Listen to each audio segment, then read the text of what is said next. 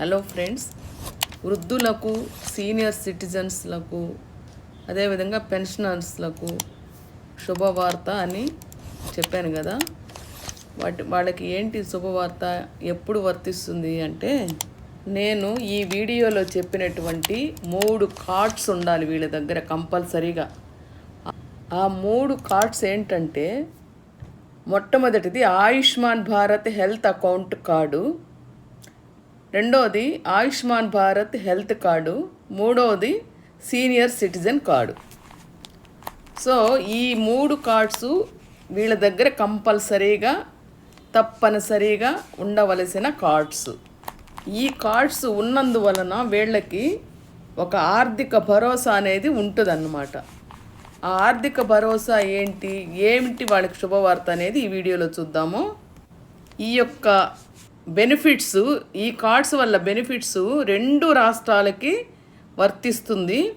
ఈ వీడియో మీరు చూసే ముందే ఒకసారి ఈ ఛానల్ని సబ్స్క్రైబ్ చేయండి, బెల్ కొట్టండి. ఈ ఆయుష్మాన్ భారత్ హెల్త్ కార్డ్ అనేది ఎవరి దగ్గరైనా ఉండొచ్చు. అంటే వృద్ధులనే కాదు, సీనియర్ సిటిజనే కాదు, పెన్షనర్స్ అనే కాదు, ఎవరికైనా ఈ Ayushman Bharat health account card అనేది ఎవరి దగ్గరైనా ఉండొచ్చు అనమాట. చిన్నపిల్లలు కానీ పెద్దవాళ్ళు కానీ ఎవరి దగ్గరైనా ఉండొచ్చు. వీళ్ళు ఎప్పుడైనా సరే ఈ కార్డు ఉన్నవాళ్ళు హాస్పిటల్కి వెళ్ళినప్పుడు ఇది కంపల్సరీగా తీసుకుని వెళ్ళాల్సి ఉంటుంది.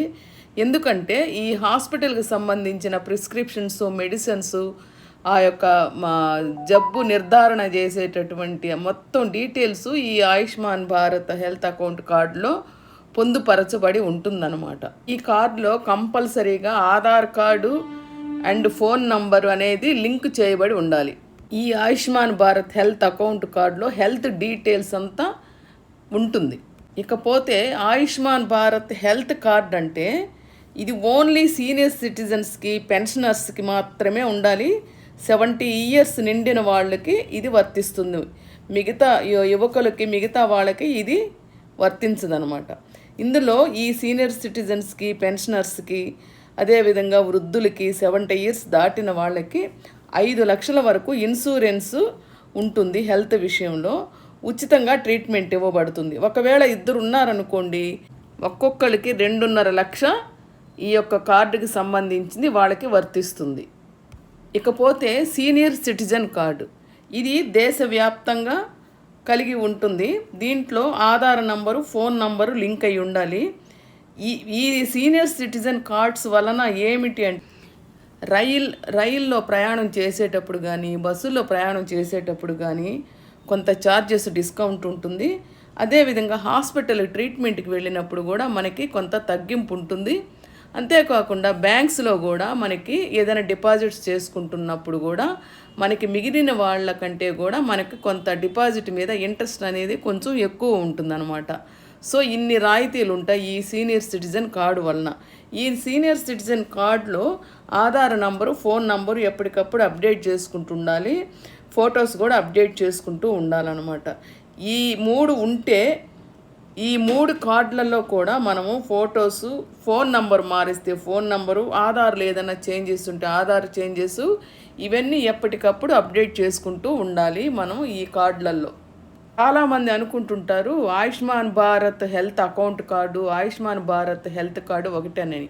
కాదండి, ఆయుష్మాన్ భారత్ హెల్త్ అకౌంట్ కార్డులో వాళ్ళ యొక్క హెల్త్ డీటెయిల్స్, ప్రిస్క్రిప్షన్స్, రిపోర్ట్స్ అవన్నీ ఉంటాయి. ఆయుష్మాన్ భారత్ హెల్త్ కార్డ్ అనేది 5 lakhs వరకు ఇన్సూరెన్స్ రాయితీ ఉంటుంది. ఈ సీనియర్ సిటిజన్ కార్డ్ అనేది రైల్లో కానీ, బస్సుల్లో కానీ, బ్యాంక్స్లో కానీ రకరకాల రాయితీలు అనేది వీళ్ళకి ఎక్స్ట్రా ఉంటుంది అనమాట. సో ఇదండి, ఈ 3 కార్డ్స్ అనేవి కంపల్సరీగా పెద్దవాళ్ళ దగ్గర ఉండాలి. ఈ Ayushman Bharat health account card అనేది ఎవరి దగ్గరైనా ఉండవచ్చు.